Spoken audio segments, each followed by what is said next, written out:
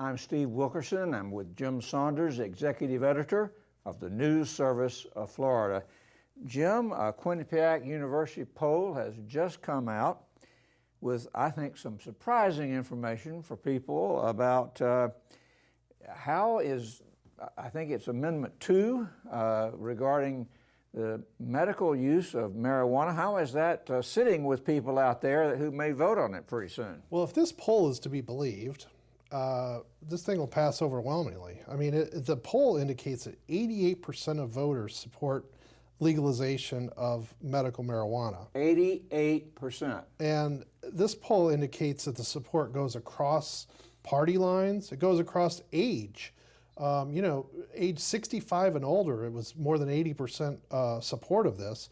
80% of Republicans. I think the thinking was, if anybody's going to oppose it, it's going to be maybe older folks or more conservative folks. But it looks like there's support for this idea pretty much across the political spectrum. The opponents, their magic number is 60.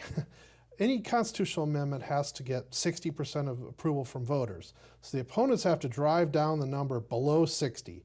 And it looks like they may have a fairly difficult task ahead of them. And that is a surprise at this point. I mean, there's still, several months to go before that decision will be made, but those figures are kind of overwhelming. Yeah, I mean, it's huge. The opponents have, law enforcement is opposed to it, opposed to the amendment. There's some other outside money coming in. The most notable has been Sheldon Adelson, who's this Las Vegas casino billionaire, has put quite a bit of money into opposing this, and they're trying to, ramp up the opposition.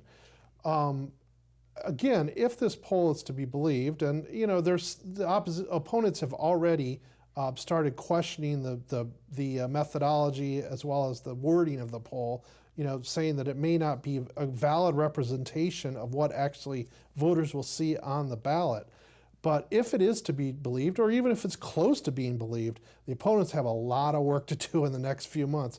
And also, John Morgan, the Orlando trial lawyer who's bankrolled a lot of this initiative already, has vowed to put millions more in, he's raising millions more to put in support of it.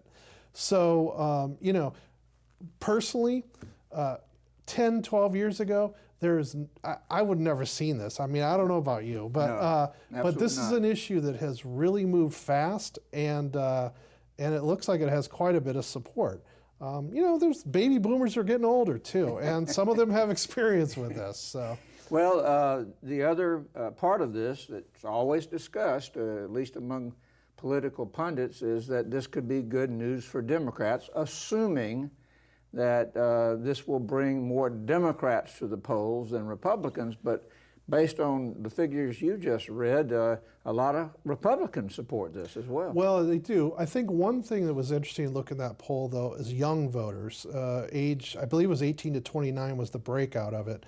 And it showed 95% of them supported this legalization idea.